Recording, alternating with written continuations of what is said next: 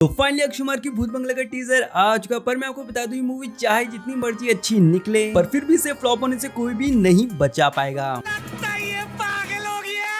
अब मैं यहाँ पे आखिर ऐसा क्यों कह रहा हूँ आपको वीडियो के अंत तक अच्छे से समझ आ जाएगा। तो बात करेंगे इसके टीजर की, तो इसकी स्टार्टिंग में थोड़ा हॉरर फील देने का ट्राई किया है, जहाँ पर हमें मल्टीपल शॉट देखने को मिलते हैं, जिसमें सबसे पहले तो एक लड़की दुल्हन के कपड़ों में किसी से डर कर भागते हुए देखने को मिलती है, और फिर नेक्स्ट शॉट में शायद से उसी लड़की को कोई घसीटते हुए लेके जा रहा है, वो कौन है वो तो एग्जैक्ट नहीं पता चलता। और फिर स्टार्टिंग में इस बंगले का शॉट देखने को मिलता है, जिससे I am sure Akshay Kumar वाली भूल भुलैया के फैंस ने 100% पहचान लिया होगा। तो हाँ, ये वही एग्जैक्ट हवेली है जो मैं भूल भुलैया मूवी में देखने को मिली थी, जिसके बाद में सुनने को मिलता है कि इस जगह का नाम मंगलपुर है, और यहाँ की खास बात ये कि यहाँ पे कोई भी शादी नहीं करता क्योंकि वधूसुर आ जाता। अब ये कौन है क्या है ये तो बिल्कुल भी क्लियर नहीं किया है, पर अगर इसके नाम के स्टार्टिंग में हम ध्यान दे तो हमें वधू देखने को मिलता है, जिसका मतलब न्यूली मैरिड वुमेन होता है। तो शायद इसमें मैं ऐसा कुछ देखने को मिल सकता है कि वधूसुर नई शादीशुदा लड़कियों को उनकी शादी की पहली रात में उठा के ले जाता होगा, जिसके हल्के फुल्के ग्लिम्स हमें टीजर की स्टार्टिंग में देखने को मिल गए थे। अब शायद से ये स्टोरी काफी लोगों को सुने सुने से फील हो रही होगी, तो हाँ, अगर आपको याद हो बचपन में अपने जानी दुश्मन नाम से एक मूवी जरूर देखी होगी, ये वाली नहीं बल्कि ये वाली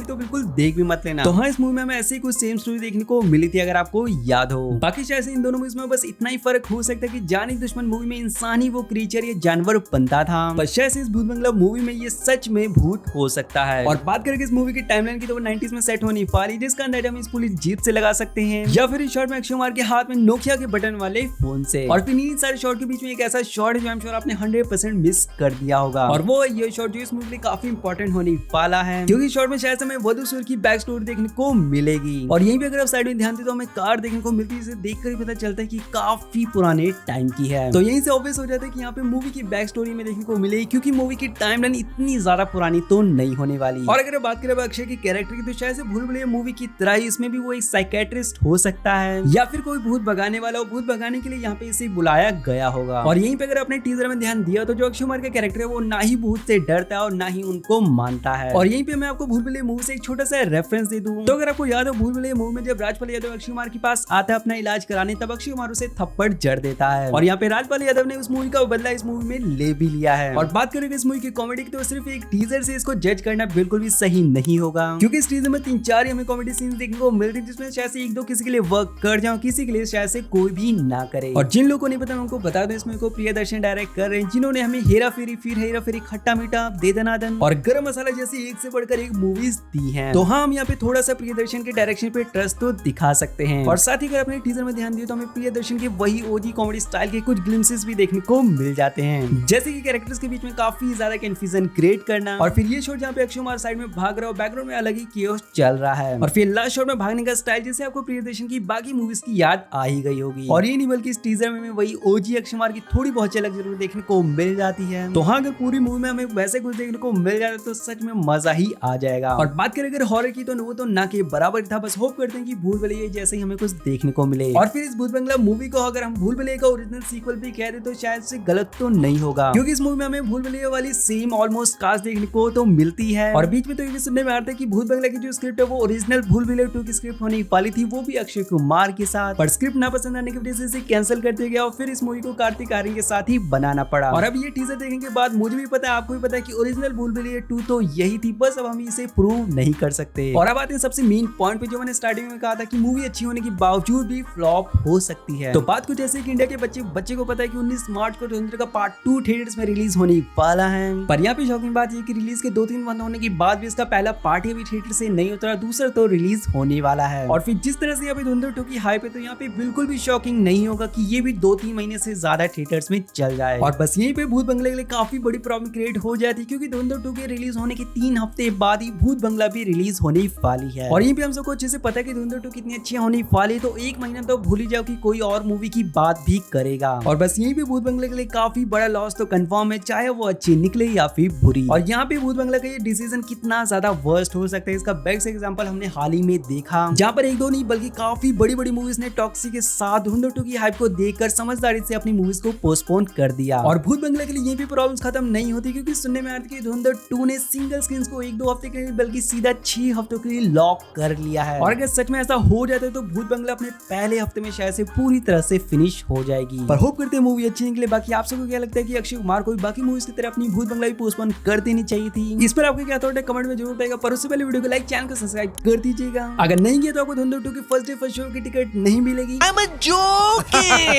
सब्सक्राइब